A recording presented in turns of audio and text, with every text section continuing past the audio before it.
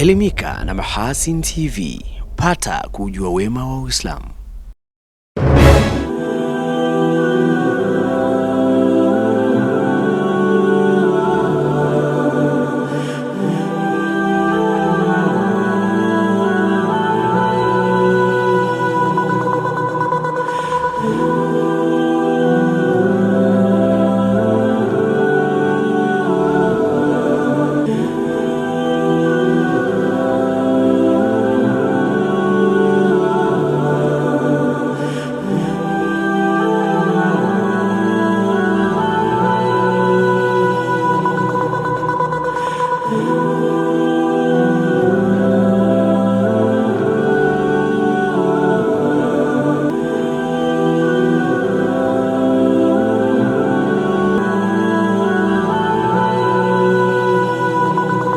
Assalamu alaikum wa rahmatullahi wa barakatuh. Habari za wakati huu mtazamaji wa Mahasin TV popote pale ulipo. Karibu katika kapu la habari. Mimi ni Hilal Sefu Riyami nitakusomea habari za kitaifa. Na katika habari za kimataifa utakuwa naye Saadi Suleiman. Awali ya yote tunaangazia muhtasari wake. Serikali yatoa pole kwa kaya zaidi ya 300 zilizoathiriwa na mvua katika manispaa ya Musoma mkoani Mara. Wadau wa Qur'ani waomba kuyatazama maeneo ya vijijini kuanzisha vituo vya kuhifadhia Qur'ani tukufu. Katika habari za kimataifa, jopo la wasuluhishi la undwa kumaliza mzozo wa DRC.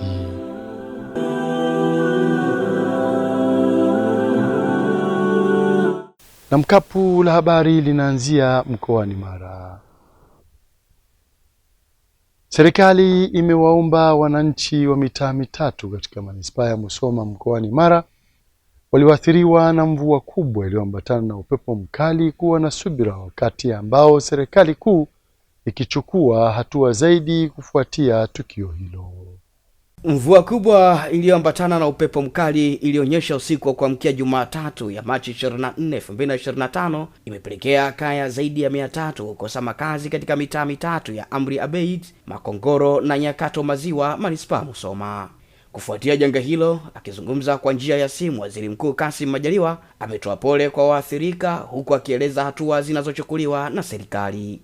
Poleni sana, tumeona hilo tukio kupitia vyombo vya habari. Tumewasiliana na mkuu wa mkoa, ametupa taarifa ya hali iliyoko mpaka asubuhi hii.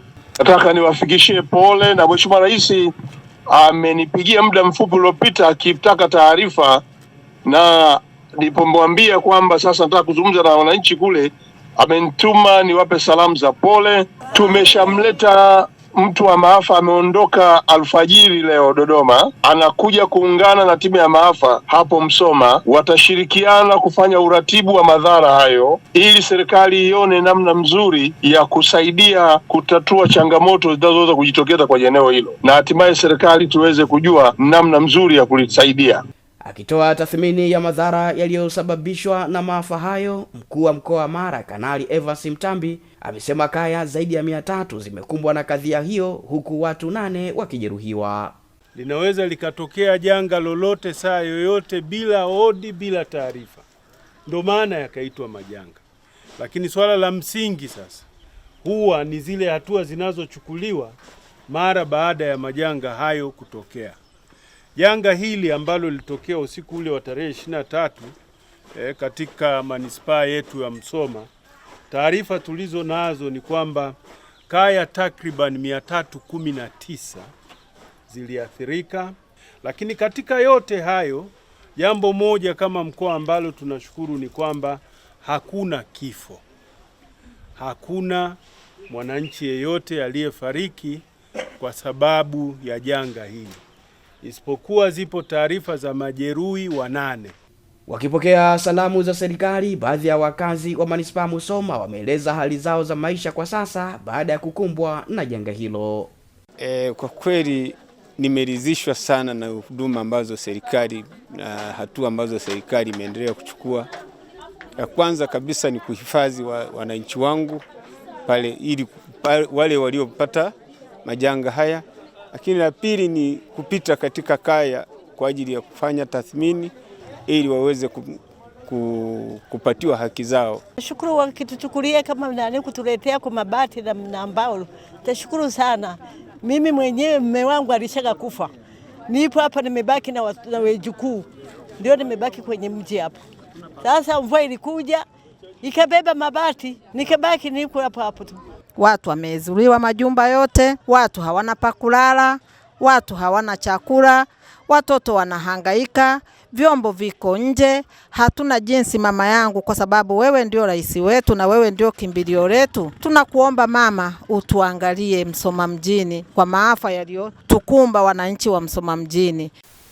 Rai imetolewa kwa shule za msingi za Kiislamu nchini ambazo bado hazijajiunga na jumuiya ya shule za msingi za Kiislamu Tanzania TIPSO kuona namna ya kujiunga katika umoja huo ili kuunganisha nguvu katika kufikia malengo ya jumuiya hiyo. Taarifa yake Aisha Mpatila inasimuliwa studio na Rajab Shaban Matuga. Rai hiyo imetolewa na naibu waziri wa katiba na sheria Jumanne Sagini wakati akizungumza na hadhara iliyohudhuria na kushuhudia mashindano ya 19 ya kuhifadhi Qur'ani tukufu kwa wanafunzi wa shule za msingi zilizo chini ya TIPSO. Niwahimize wamiliki wa shule na mameneja wa shule za msingi za Kiislamu kujiunga na umoja wa shule za msingi za Kiislamu na kushiriki katika shughuli za umoja. Aidha, viongozi wa umoja huu muendelee kutoa elimu kwa wadau hao muhimu na kuwaeleza manufaa ya kujiunga na umoja huu. Imeelezwa hapa na tumeshuhudia vijana wadogo wenye miaka 6, 7 mpaka 10, 12 wakionyesha umahiri na weledi wao wa kuhifadhi Qur'an. Kwa hivyo na imani kwamba iwapo mameneja na wakuu wa shule nyingine ambazo hazijajiunga wakiona ukweli huu, bila ya shaka wataungana nanyi katika kujiunga na umoja huu. Aidha, akizungumzia changamoto ya umoja huo kutokuwa na vyanzo rasmi vya mapato, naibu waziri Sagini ametoa rai kwa TIPSO kutumia wafadhili waliopo ili kupata mitaji ya kuanzia kugharamia miradi itakayowezesha kujiendesha kwa umoja huo. Ni wakati sahihi sasa kuwatumia wafadhili mbalimbali ili kupata mitaji ya kuanzia kugharamia miradi ya kiuchumi hata kama ni midogo na ya kibiashara, na hatimaye kuwezesha umoja kujitegemea. Katika mashindano hayo yaliyoshirikisha watoto kuanzia ngazi ya awali na msingi, hamasa imetajwa kuongezeka siku hadi siku kama anavyobainisha jaji kiongozi wa mashindano hayo. Ushindani umekuwa mkubwa baina ya wanafunzi, lakini pia zile shule zimeongeza hamasa na kutaka hamu ya kila shule kutaka kutoa mshindi. Lakini kwa faida nyingine ni kwamba tunaona kabisa Qur'ani na mashindano haya ya Qur'ani yanavyotengeneza watoto katika maadili. Watoto wamekuwa wakijishughulisha zaidi na kuhifadhi Qur'ani na kuacha kuhifadhi nyimbo na mambo mengine ambayo yamekuwa akiwa hayana mpango kabisa. Kwa hiyo ni washauri wazazi wazidi kuwapeleka watoto wao katika shule za Kiislamu waweze kupata kuhifadhi Qur'ani, waweze kufanikiwa kimaadili, waweze kuwa na masomo mazuri na wapate mafanikio mazuri katika maisha yao. Akitoa taarifa ya umoja huo, mkuu idara ya taaluma TIPSO Mwalimu Mumo Swaleh Athmani amesema lengo la kuanzishwa kwake ni kushirikiana na kusaidiana kwa shule za msingi katika kulea kizazi cha Kiislamu kitaaluma. Mpaka sasa umoja huu una shule wanachama 98 kutoka mikoa mbalimbali ya Tanzania bara na visiwani. Jitihada bado zinafanyika ili kuhakikisha shule zote nchini ambazo zina sifa ya kujiunga na umoja huu zinajiunga ili ziweze kunufaika na matunda yanayopatikana katika umoja huu. Katika kufanikisha malengo ya kitaaluma, umoja umefanikiwa kwa kiasi kikubwa kuinua ufaulu katika shule zake wanachama kwa kuzifanya ziweze kuingia katika kundi la ushindani wa kitaaluma nchini. Lakini pia kwenye TIPSO tuna mitihani ya darasa la 4, tuna mitihani ya darasa la 7, tuna mitihani ya darasa la 3, lakini pia tuna mitihani ya darasa la 6. Lakini pia kwa upande wa walimu kumekuwa na semina mbalimbali ambazo zimekuwa zinafanyika. Kuna semina za walimu wa taaluma, kuna semina za walimu wa elimu ya dini ya Kiislamu, kuna semina za walimu wa lugha ya Kiarabu, kuna semina pia za walimu wa Qur'ani. Zote hizi ni jitihada za TIPSO, na ukijenga uwezo wa walimu manake ndio unakwenda kujenga uwezo kwenye zile shule. Waislamu na wadau mbalimbali wa Qur'ani wameombwa kuwashika mkono Waislamu wanaoishi maeneo ya vijijini katika kufanikisha ufundishaji wa kuhifadhisha Qur'ani kwa vijana wa maeneo ya vijijini. Fuadi Kasim kutoka Singida anatupasha zaidi. Yauma tarjufu rajifa tatbahuha radifa qulubun yawma idin wajifa tasla naral hamiya tusqa min aynin aniya laysa lahum ta'amun illa min dhariya la yusminu wa la yughni min ju'.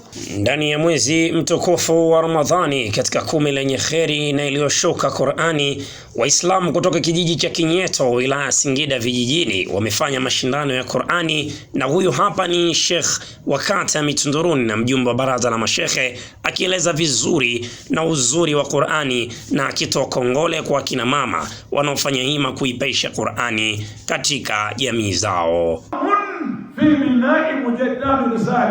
Tukitaka tutengeneze jamii, tumshike mwanamke. Tukitaka tutengeneze mabinti, tumshike mwanamke. Tukitaka tutengeneze maisha, tumshike mwanamke. Mtume aliposhikwa na Hadija ndio alipata power. Takbir. Na hata alipokufa Hadija, Mtume aliupa ule mwaka amul huzni. Lama nadala Qur'an ala sayyidina Muhammadi fasara sayyidina Muhammadi afdalu khalqillah.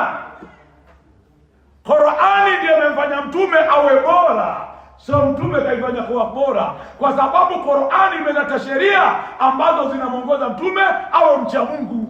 Kwa upande mwingine, wadau wameombwa kutia nguvu katika kuenea kwa Qur'ani hata maeneo ya vijijini, kwani nao wanaweza kutangaza vyema dini ya Uislamu kupitia kuisoma na mashindano ya Qur'ani. Na furaha ya kutoka mshindi wa kwanza katika mashindano ya Qur'ani. Ninaomba mashindano haya yaendelee. Na furaha sana ya kuwa wa pili katika mashindano ya Qur'ani. Ninaomba wadhamini watokee ili maendeleo yaendelee katika kata hii ya Kinyeto. Kitu ambacho nimejifunza katika mashindano haya ambayo ni ya kwanza kutokea katika kata ya Kinyeto, yamenipa faraja na yamenizindua kwamba kumbe kila kitu kinawezekana, sio mijini tu. Kwa sababu hata huku vijijini tuna vijana wengi waliosoma dini ambao ni walimu wazuri sana. Wanaweza kufundisha vijana wetu wakisoma Qur'ani vizuri sana kama ambavyo tunaona kwenye maeneo mengine. Amani inaletwa na Qur'ani. Ili amani iwepo, watu waweze kuifahamu Qur'ani, waweze kujua kitabu chao. Kwa hiyo wito wangu niombe wowote popote watapokuwa Waislamu wenye nafasi zao waweze kulipiga hili jambo hili nguvu, kulitia nguvu. Naomba kama kutakuwa kuna watu ambao wanahitaji kunishika mkono, jambo hili siwezi kulimaliza mimi peke yangu na siwezi kulishika mimi peke yangu. Nahitaji msaada ili kuweza kuipeleka mbali dini yetu ya Kiislamu. Tushirikiane kwa yeyote yule, kwa jambo lolote, sio kwamba labda kwa hata hela, hata ushauri vile vile. Na ukaribisha sana. Nikiripoti kutokea hapa mkoani Singida, mimi ni Fuadi Kasim Watuta wa Mahasin TV. Wazazi na walezi katika jamii ya Kiislamu wametakiwa kuwa mstari wa mbele katika kuhakikisha watoto wanakuwa katika maadili mema yenye hofu ya Allah Subhanahu wa Ta'ala, ikiwa ni pamoja na kuwapeleka kwenye darsa za kuhifadhisha Qur'ani. Saadi Suleiman ana taarifa kamili. Pasina kuwafundisha Qur'ani inavyostahili, bado utakuwa unatekeleza wajibu wako inavyostahili. Kwa hiyo kuwasimamia vijana wakahifadhi Qur'ani ni katika kutekeleza wajibu wenu. Kwa hiyo tunachukua fursa hii kukupongezeni. Tukizungumzia malezi, hatuwezi kuacha kuzungumzia Qur'ani. Qur'ani inaweza ikaongoza yale mengine yote yakawa yamekamilika, na ndiko tunataka kuelekea. Mashindano haya ni muhimu sana kwa kituo chetu, kwa sababu kama ambavyo tumekuwa tukisema na kuambia wazazi ambao wanamiliki kutuletea watoto, basi sisi kwa sera yetu ni malezi na taaluma. Miongozo yote ya malezi, mambo yote ya msingi ambayo yanahusiana na tabia ya mwanadamu yanapatikana katika Qur'ani. Rai hiyo imetolewa na viongozi wa shule ya Nyasaka Sekondari katika mashindano ya kuhifadhi Qur'ani tukufu. Katika shindano hilo limehusisha wanafunzi 32 waliohifadhi juzuu 1, 2, 3 na juzuu ya 4. ألم نجعل ولسانا وشفتين وهديناه النجدين فلاقتحم العقبة وما أدراك ما العقبة من نطفة إذا تمنى وأن عليه النشأة الأخرى وأنه هو أغنى وأقنى. Aidha, katika hatua nyingine, Mwalimu Abdulazizi ameelezea mkakati walionao wa kuandaa mashindano hayo kwa mwakani 2026. Tutafanya mashindano ya kipekee kwa sababu hatutoangalia upande wa tahfidhi tu ya Qur'an kwa maana ya matini, tutaangalia pia hata katika upande wa tafsiri, ili tuitengeneze Qur'ani mtoto aweze kuishi nayo katika maisha yake, badala ya kuhifadhi tu kichwani, au ameisoma Qur'ani, amehifadhi, anajua tafsiri na anaiishi. Na kwa upande wao, baadhi ya washiriki walioibuka na ushindi katika mashindano hayo wameelezea furaha zao na kuwanasihi wanafunzi kuongeza jitihada katika kuisoma Qur'ani tukufu. Nawashauri wanafunzi wengine jitahidi kuhifadhi Qur'an. Nawashauri kwa wanafunzi zangu wajitahidi kuhifadhi Qur'an. Qur'an ni kitabu cha Allah na kitasaidia akhira katika maisha yao. Jitahidi katika kuhifadhi Qur'an ili tuweze kufaulu. Ya Qur'an maisha yetu kwenda. Ushauri wangu ninaotoa kwa wanafunzi wenzangu kwamba tuipende Qur'an na tuisome Qur'an. Kisiwani Unguja, naibu mkurugenzi wa upelelezi wa makosa ya jinai Zanzibar, naibu kamishna wa polisi Zuberi Chembera, amewataka askari polisi kuwajibika na kuhakikisha wanasimamia sheria za usalama barabarani ili kupunguza vifo na majeruhi yanayosababishwa na ajali za barabarani. Ameyasema hayo makao makuu ya polisi alipokuwa akizungumza na maafisa wa polisi wilaya na wakuu wa usalama barabarani wa mikoa ya Unguja.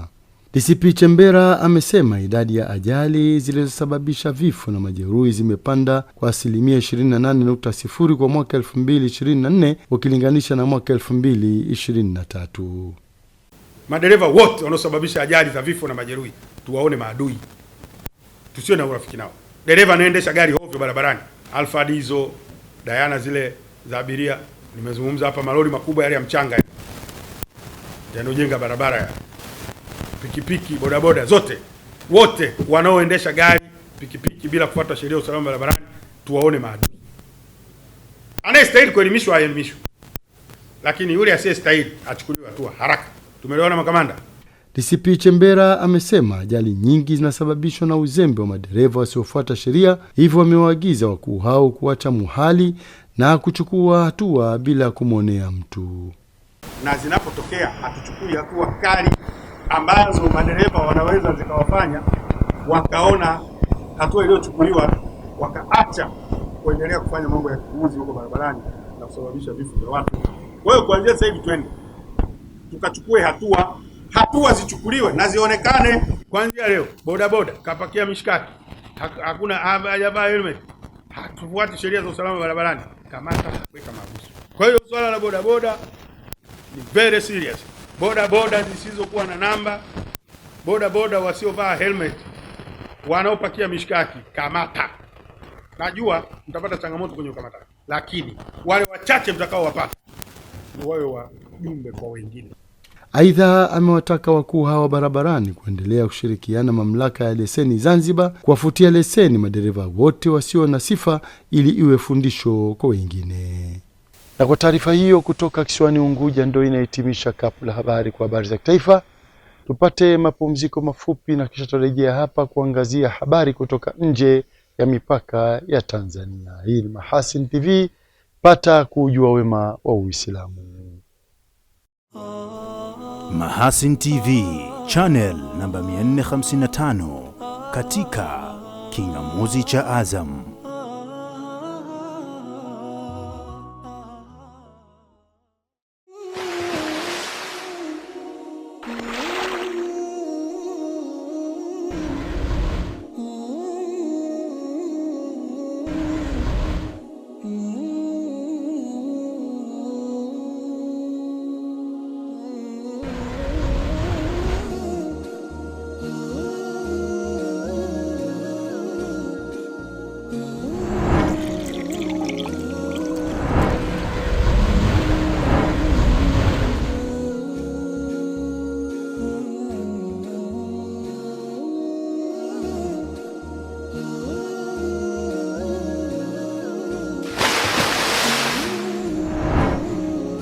Kunywa maji safi na salama ya uhai. Bidhaa bora ya Bakhresa.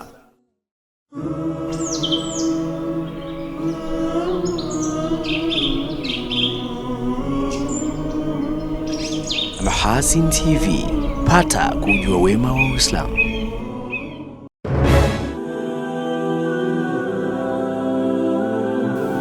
Shukran za dhati mtazamaji wa Mahasin TV kwa kuendelea kuwa nasi, na sasa ni wasaa kuziangazia habari za kimataifa kama zilivyoandaliwa naye Saadi Suleiman. Karibu kwa upande wa habari za kimataifa. Viongozi wa Jumuiya ya Afrika Mashariki EAC na Jumuiya ya Maendeleo Kusini mwa Afrika SADC wameteua marais wastaafu wengine kuongeza jitihada za kurejesha amani nchini Jamhuri ya Kidemokrasia ya Kongo. Uamuzi huo umechukuliwa katika mkutano wa viongozi wa nchi wanachama wa jumuiya hizo ulioongozwa na Rais William Ruto wa Kenya akiwa mwenyekiti wa EAC na Rais Emmerson Mnangagwa wa Zimbabwe ambaye ni mwenyekiti wa sasa wa SADC. Kabla ya hapo EAC na SADC zilikuwa zimewateua marais wastaafu Uhuru Kenyatta wa Kenya na Obasanjo wa Nigeria na waziri mkuu mstaafu wa Ethiopia Haile Mariam kusimamia mazungumzo ya kurejesha amani nchini DRC.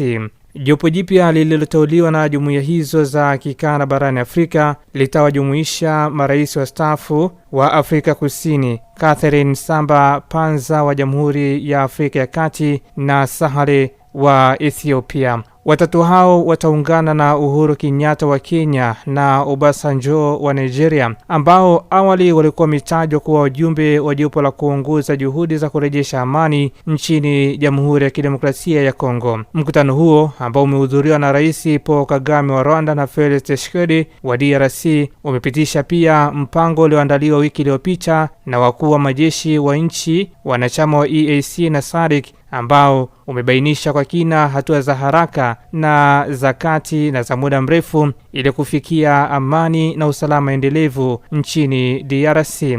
Jumuiya ya Afrika Mashariki na ya Kusini mwa Afrika zilipewa mamlaka na uongozi wa Afrika AU kuongoza mchakato wa kupunguza hali ya wasiwasi nchini DRC baada ya waasi wa M23 kuvishambulia vikosi vya serikali na muungano wa makundi ya wanamgambo na kuteka maeneo kadhaa mashariki mwa nchi hiyo. Kwingineko, wajumbe wa Urusi katika mazungumzo ya kutafuta makubaliano kusitisha vita nchini Ukraine wameonyesha kuridhika na mazungumzo yaliyofanywa pamoja na wawakilishi wa Marekani nchini Saudi Arabia. Mjumbe wa Urusi Grigori Karasin amenukuliwa na shirika la habari la serikali na nchi hiyo akisema kwamba kwa ujumla hamu bado iko ya kufanyika kwa mazungumzo ya tija yanayohitajika. Karasin amesema mazungumzo yaliyofanywa Riyadh siku ya Jumatatu yataendelezwa na akaongeza kuwa mataifa mengine pamoja na Umoja wa Mataifa pia yatashirikishwa, lakini hawakutoa maelezo zaidi. Wakati huo maafisa wa Ukraine na Marekani wanatarajiwa kufanya mazungumzo mengine mjini Riyadh. Haya ni kulingana na chanzo cha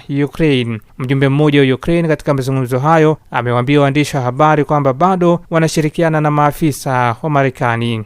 Na tuzitamatishe habari za kimataifa. Maafisa wa afya wa Palestina wamesema shambulizi ya usiku kucha yaliyofanywa na Israel yamesababisha vifo vya takriban watu 23 katika ukanda wa Gaza. Kwa mujibu wa hospitali ya Nasser ambayo imepokea miili mingi pamoja na majeruhi kadhaa tangu kuanza tena kwa mashambulizi ya Israel katika ukanda wa Gaza wiki iliyopita, waliuawa ni pamoja na watoto 3 na wazazi wao katika shambulizi dhidi ya kambi moja karibu na mji wa Khan Yunus. Haya yanajiri wakati Israel imesema mwandishi mmoja wa habari wa shirika la Al Jazeera ameuawa Gaza kutokana na shambulizi la mlenga shabaha. Wakili Lee ameliambia shirika la habari la Associated Press kuwa hana taarifa kumhusu Balal karibu saa 12 baada ya mashahidi kusema alishambuliwa na kuzuiliwa. Saadi Suleiman, Mahasin TV.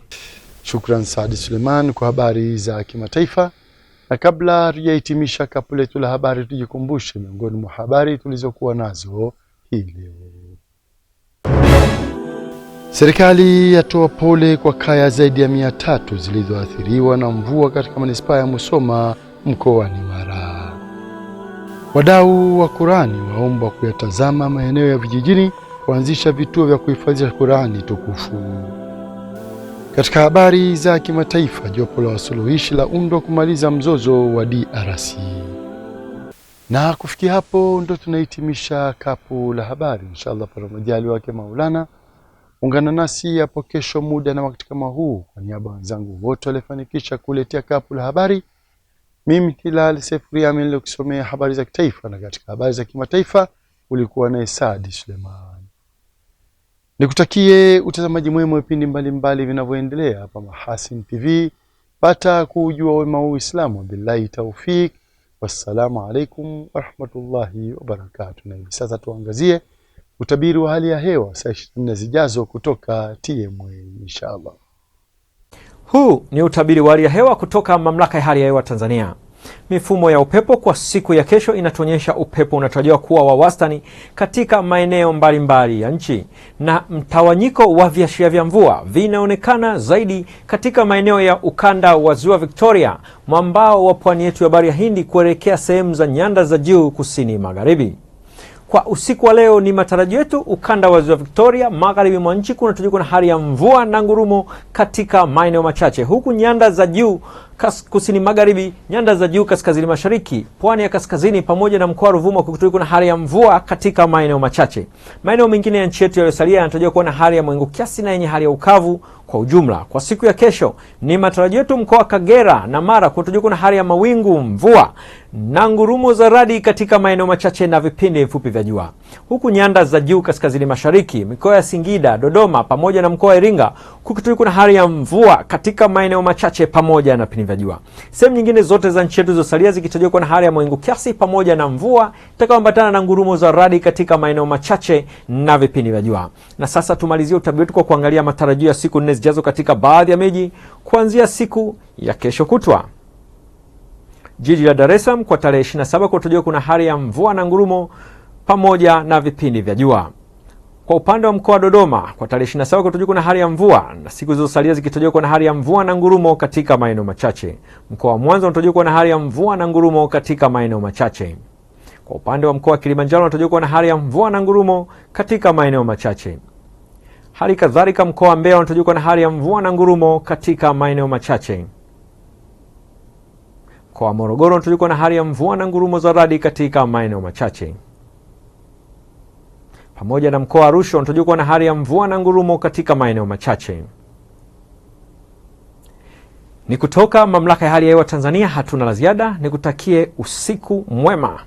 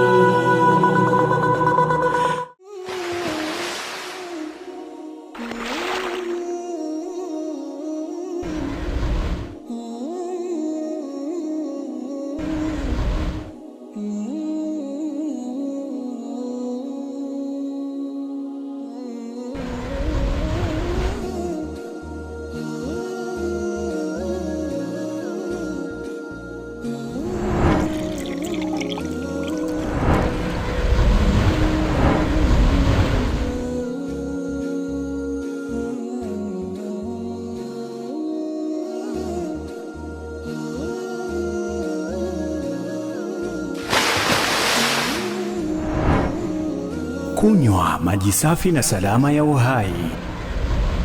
Bidhaa bora ya Bakhresa.